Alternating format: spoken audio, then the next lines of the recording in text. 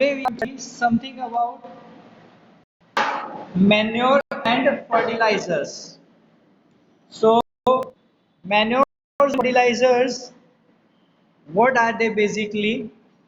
That we will study. So, the substance which are added to the soil in the form of nutrients for the healthy growth of plants are called manure and fertilizers. So, I request each and everyone to just off their speaker. Krishna, I repeat. Now please don't disturb me while the class is going on. This is a strict warning. So, ऐसे तत्व जो हम add करते हैं soil के अंदर जिससे soil पे न्यूट्रिएंट्स प्रेजेंट्स हैं, ठीक है, in the form of nutrients. उसके अंदर देखो मैन्योर सब्सटेंस के अंदर क्या रहता है, न्यूट्रिएंट्स रहते हैं for the healthy growth of plant. Plant के लिए जो बहुत ही नेसेसरी है उसे हम कहते हैं मैन्योर एंड फर्टिलाइजर। यानी ऐसे तत्व जो हम सॉइल के अंदर डालेंगे तो न्यूट्रिएंट सॉइल में जाएंगे और न्यूट्रिएंट जब सॉइल में जाएंगे तो वहाँ से प्लांट्स उनको यूटिलाइज करेगा और प्लांट्स ताजे माजा થઈ જશે गुजराती में बोले तो, यानी कि उनकी बॉडी मस्त तंदुरुस्त हो जाएंगे। तो ऐसे सब्सटेंस को जो हम सॉइल में डालेंगे तो वो सब्सटेंस को हम मैन्योर या तो फर्टिलाइजर कहते हैं। क्या कहते हैं? मैन्योर या तो फर्टिलाइजर कहते हैं। I saw a healthy crop growing in a farm. अब बोजो क्या कह रहा है कि मैंने क्या देखा था, a healthy crop growing in a farm in the neighbouring farm the plants were weak. उसने क्या देखा कि एक फील्ड है, वो फील्ड के अंदर क्या था कि नेबरिंग प्लांट्स थे वो थोड़े वीक थे यानी एकदम समझ लो ये तुम्हारा फार्म है, ये नेबरिंग फार्म है, यहाँ पे एकदम मस्त ग्रोथ हुई है, इस साइड पे ग्रोथ बहुत बकवास हुई है, ठीक है। तो ये ऐसा कह रहा था plants were weak, why do some plants grow better. तो जो इस साइड का प्लांट है वो अच्छे से क्यों उगा है और इस साइड का प्लांट क्यों कमजोर उगा है, ठीक है। तो why do some plants grow better than others, तो ऐसा क्यों होता है ये पूछ रहा है। तो चलो ये पढ़ते हैं क्या है। Soil supplies mineral nutrients to the crop the plant. Soil क्या करता है, मिनरल्स और न्यूट्रिएंट्स प्रोवाइड करता है प्लांट को। These nutrients are essential for the growth of plant. अब ये न्यूट्रिशन बहुत ही इम्पॉर्टेंट है किसके लिए, प्लांट्स के लिए। In certain areas farm grows crops after crop in the same field.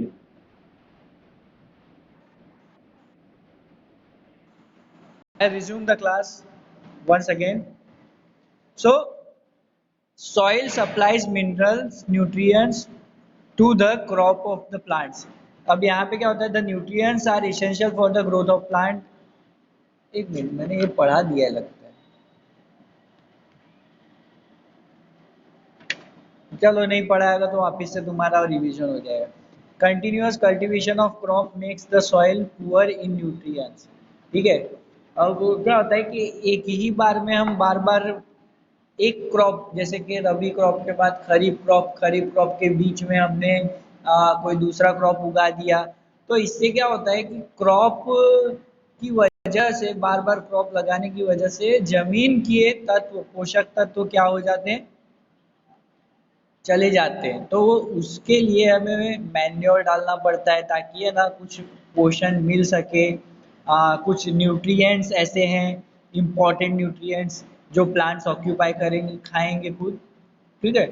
तो इस तरीके से क्या होगा कि प्लांट्स अपना खुद का खाना भी खा पाएंगे और मैन्योर्स की वजह से उनकी ग्रोथ अच्छी रहेगी।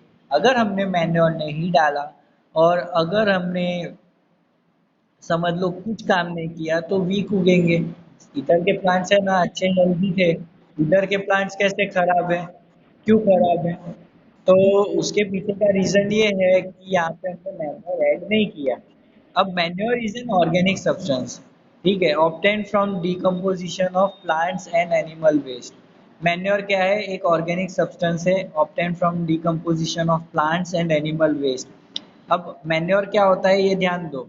एक ऐसा ऑर्गेनिक सब्सटेंस है जो मिलता है किसी भी चीज़ को डीकम्पोज करने से यानी कि सड़ाने से मिलता है ना। और प्लांट्स और एनिमल वेस्ट, अभी प्लांट्स के जो वेस्ट होते हैं वो ल्यूज होते हैं, एनिमल का वेस्ट होता है उसका पॉटी होता है। तो farmer dump plant and animal waste in pits. Pits यानी कि एक बड़ा सा, समझ लो कि ये है, ठीक है, तो ऐसा हम लोग एक बड़ा सा कंटेनर बना देंगे। हाँ समझ लो ये एक पिट है। क्या है? ये पिट है, इतना खड्डा खोदा है, इसके अंदर है ना सब लोग मैन्योर वैन्योर डाल देंगे। मैन्योर डाल दिया और है ना बस छोड़ दिया ऐसे, फिर थोड़ा ऊपर से सॉइल डाल देंगे। फिर है ना कोई और कचरा आया वो कचरा डाल दिया, फिर एनिमल वेस्ट आया वो डाल दिया, उसके बाद में बंद कर दिया। तो बहुत दिनों के बाद ये अंदर का जो कचरा माल होगा वो पूरा सड़ जाएगा। सड़ जाएगा ना तो वो मैन्योर बन जाता है, ठीक है। तो वो जो प्लांट्स के अंदर न्यूट्रिएंट्स है या तो एनिमल का जो वेस्ट है वो क्या है, वो समझ लो ल्यूज खाता है।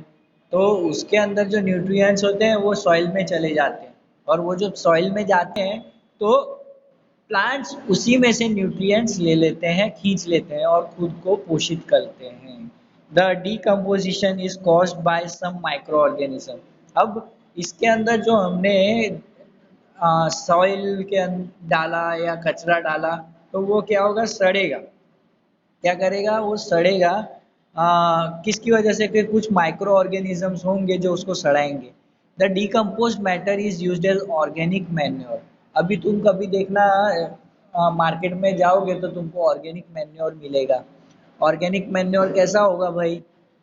तो ऑर्गेनिक मैन्योर एकदम मिट्टी की तरह दिखेगा तुम्हें, और उसका कॉस्ट बहुत ज़्यादा होता है एज़ कम्पेयर टू फर्टिलाइजर्स।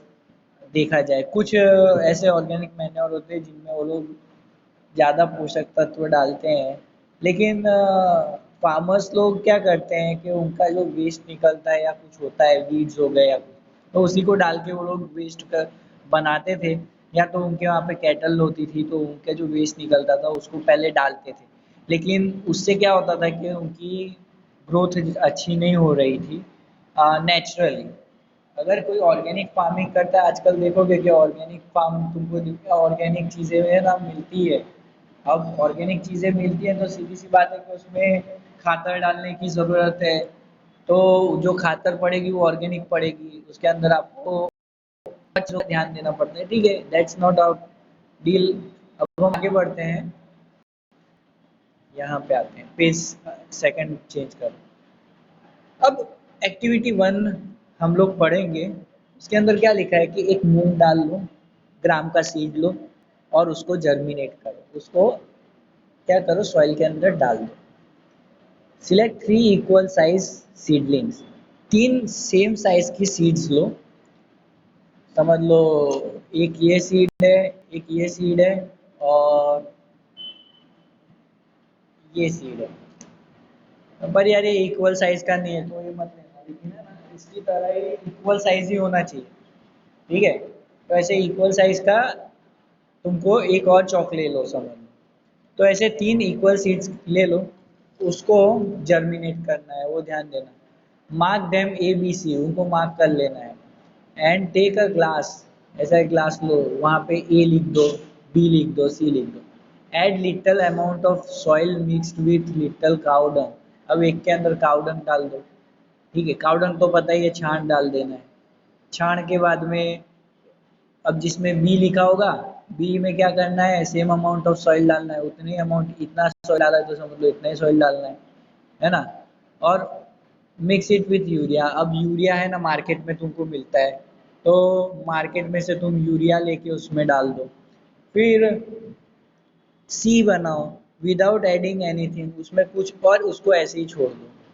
अब उसमें क्या करो? थोड़ा पानी डाल दो, same amount of water in each glass, and plant the seedling in them. अब उसमें क्या करो, उसको सीडलिंग्स को प्लांट कर दो, ठीक है। अब क्या होगा, थोड़ा पानी डालो, फिर the plant the seedling in them, keep it in the safe place, किसी अच्छी जगह पे, सेफ जगह पे रख दो, एंड वाटर देम डेली, उसे रोज पानी दो। आफ्टर 7 to 10, 7 से 10 दिन के अंदर देखो कि वो क्या दिखता है। Preparation of this experiment, growing seedlings with manure and fertiliser. अभी ऐसा तुमको भी करना है, घर पे ऐसे बनाना और मेरे को दिखाना कि तुमने किस तरीके से प्लांट्स उगाए, ठीक है। तो ये तुम्हारा होमवर्क है। तुमको क्या करना है, ऐसे ग्लास लेने हैं, उसके अंदर तुमको सॉइल डालना है। सॉइल डालने के बाद में, सॉरी,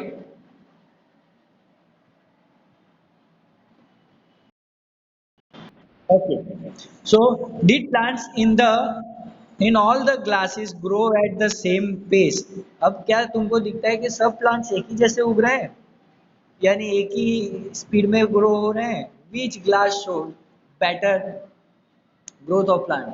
अब तुम्हें कौन सा ऐसा ग्लास है जो बहुत अच्छा ग्रोथ दे रहा है? In which glass was the growth faster? अब कौन से ग्लास में ग्रोथ बहुत ही अच्छी थी?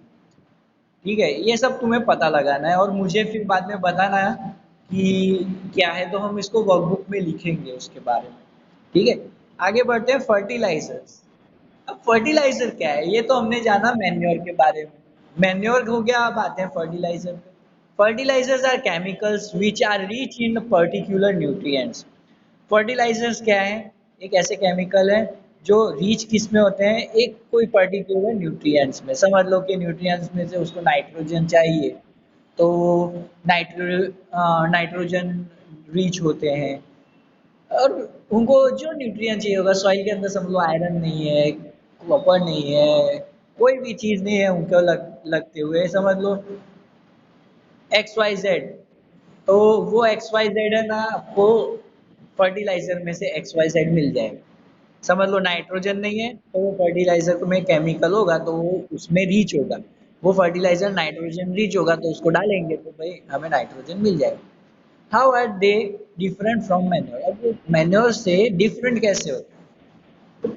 फर्टिलाइजर्स आर, एक मिनट, हाँ, fertilisers are produce in factories, उनको उगाया कहाँ जाता है, फैक्ट्री में। Some examples of fertiliser are urea. अभी मैंने यूरिया की बात की, तो यूरिया क्या कहते हैं, एक फर्टिलाइजर हो गया, जो हम उसको यहाँ जैसे बी में हमने डाला था, तो वैसे हम फर्टिलाइजर में से यूरिया डालेंगे उसको, ठीक है। अमोनिया, अमोनियम सल्फेट होता है। अमोनियम सल्फेट की स्मेल थोड़ी फिशी काइंड ऑफ होती है, बहुत गंदी लगती है। और सुपर फॉस्फेट, पोटैश, एनपीके।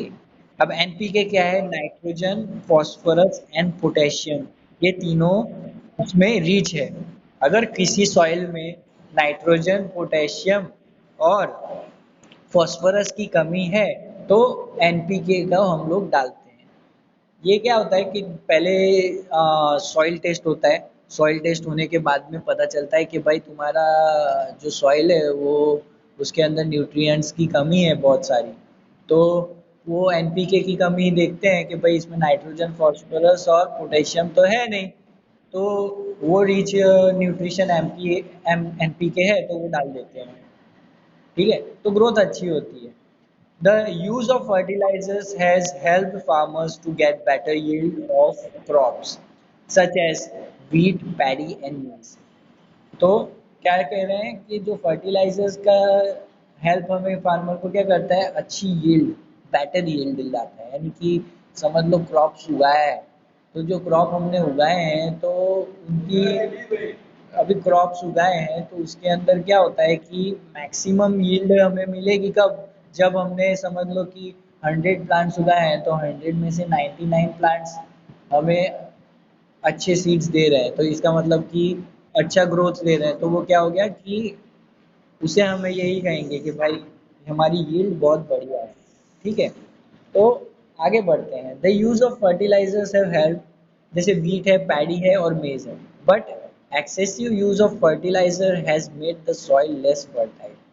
अब बहुत ज़्यादा फर्टिलाइजर का यूज़ करते हैं। फर्टिलाइजर देखो सॉइल में डालोगे तो क्या होगा, सीधी सी बात है कि भाई सॉइल की फर्टिलिटी कम हो जाएगी। फर्टाइल यानी कि उसके पास जो पोषक तत्व होते हैं कभी कभार डैमेज भी हो जाते हैं या इरोजन हो सकता है। ऐसी बहुत सारी प्रॉब्लम्स आएगी। Fertilizers have also become a source of water pollution.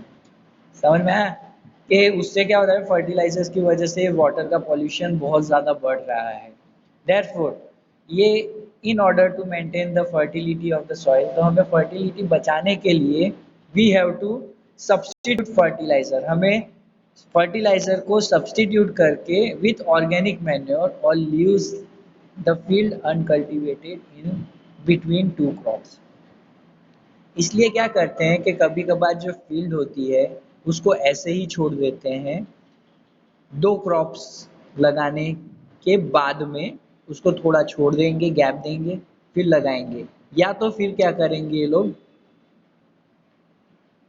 We have to substitute fertilisers with organic manure और लीव द फील्ड अनकल्टिवेटेड, यानी या तो हम उगाएंगे ही नहीं या तो फर्टिलाइजर डाला हुआ है समझ लो तो उसकी जगह पे क्या करेंगे, मैन्योर ऐड करके उसको काम चलाएंगे, या तो वो फील्ड को अनकल्टिवेटेड रखेंगे इन बिटवीन टू क्रॉप्स, जब दो क्रॉप्स बनाएंगे इन बिटवीन उनके बीच में उसे ऐसे ही छोड़ देंगे।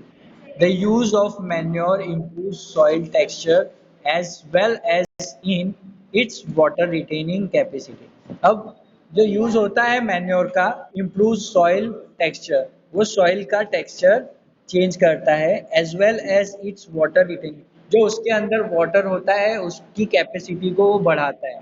ठीक है, तो another method of replenishing the soil with nutrients is through crop rotation। अब दूसरी तरीके से हम देखा जाए तो हम क्रॉप का रोटेशन करेंगे ना तो अच्छा फर्टिलिटी भी हो सकती है। This can be done by growing different crops alternatively. तो ये क्या होता है कि अलग अलग प्रकार के क्रॉप्स लगाएंगे तो उस तरीके से भी है ना हम सॉइल की फर्टिलिटी बचा सकते हैं। Earlier farmers in north India used to grow legumes as fodder in one season and wheat in the next season। यानी एक फॉडर करके वो होता है, लिगम करके एज अ फॉडर, वो लोग क्या करते थे, उगाते थे और दूसरे टाइम पे वो लोग वीट उगा देते थे। This help in the replenishment of the soil. तो वो क्या करता था, सॉइल को रिप्लेनिश करता था विथ न्यूट्रिएंट विथ नाइट्रोजन, वो नाइट्रोजन रिच बना देता था। Farmers are being encourage to adopt this practice. अब फार्मर्स लोगों को क्या कहा जाता है कि भाई पाउडर खाने वाली चीज़ें जो होती है, जो घास फूस टाइप का होता है तो वो उगा देते हैं। ठीक है, और दूसरे टाइम पे अच्छा बना उगाते हैं, वीट वीट ऐसा कुछ उगा देते हैं ताकि क्या होता है कि सॉइल की न्यूट्रिएंट्स बने रहे। In the previous class you have learned about ribosomes bacteria. अभी तुमने प्रीवियस क्लास में राइबोसोम बैक्टीरिया के बारे में पढ़ा था। These are present in the nodules of the roots of leguminous plants। अब फायदा क्या है कि जो राइबोसोम्स के बैक्टीरिया होते हैं वो क्या होते हैं कि रूट्स के लिगमनस पार्ट्स है ना, उसके जो लिगामेंट्स होते हैं वो उसमें प्रेजेंट होते हैं। दे फिक्स एटमॉस्फेरिक नाइट्रोजन, वो क्या करते हैं, एटमॉस्फेयर के नाइट्रोजन बचाते हैं। ठीक है, अब इसके अंदर ध्यान से देखो, ये दो चीज़ जो है तुमको बुक के अंदर होमवर्क में लिखनी है। ठीक है, फर्टिलाइजर्स का और मैन्योर्स का डिफरेंस क्या है, और थोड़ा एडवांटेज ऑफ मैन्योर के बारे में हम देखते हैं, क्योंकि हमारे पास देखो टाइम नहीं है। आप लोग है ना क्या हो जाओगे, बाहर निकल जाओगे ग्रुप के आफ्टर 10 मिनट्स, तो मैं थोड़ा पढ़ा देता हूँ। Advantage of manure, the organic manure is consider better than fertilisers. Advantage of manure क्या है कि the organic manure is consider better than fertiliser. तो जो ऑर्गेनिक मैन्योर है उसे फर्टिलाइजर जो केमिकल से बना हुआ है उसे अच्छा गिना जाता है। This is because it enhances the water holding capacity of the soil, यानी कि कोई भी सॉइल है उसके अंदर पानी ग्रहण करना और साथ ही साथ में पानी को उसके अंदर बनाए रखना, उसकी जो कैपेसिटी बढ़ाता है। या तो क्या होता है कि सीधे है ना सॉइल में से हमने जैसे पानी डाला तो वो पानी बह जाता है, तो सॉइल इरोजन भी हो सकता है।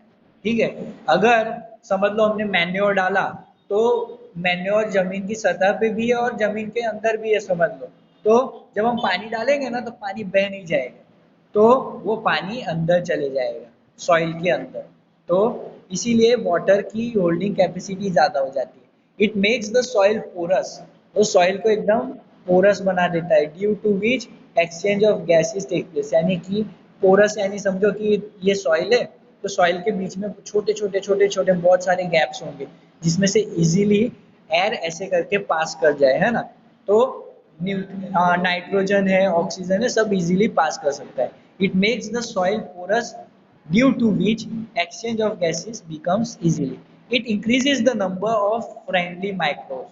अब होता क्या है कि उसके अंदर जो माइक्रो ऑर्गेनिजम्स हैं उनको भी इंक्रीज करता है, फ्रेंडली माइक्रो ऑर्गेनिज्म यानी कि अच्छे माइक्रो ऑर्गेनिजम्स हैं वो वो बढ़ाता है। It improves the texture of the soil, और वो सॉइल का टेक्सचर भी बना यानी अच्छा कर देता है, कलर भी रिच हो जाता है, दिखने में आपको बहुत अच्छा दिखेगा कि ये सॉइल अच्छा है। बंजर जमीन की जो वो सॉइल होगी वो देखना, और जो फर्टिलाइज सॉइल होगी वो देखना, उसमें काफी अंतर होगा। ओके, आज हम यहाँ पे क्लास खत्म करते हैं। अगली बार मैं वीडियोस भेजूंगा तो उसको ध्यान से देखना, इस बार मैं भेज नहीं पाया था ड्यू टू सर्टेन रीजंस, थोड़ा काम था।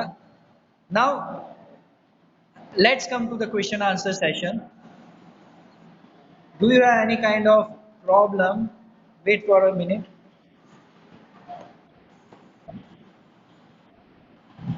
Wait a minute.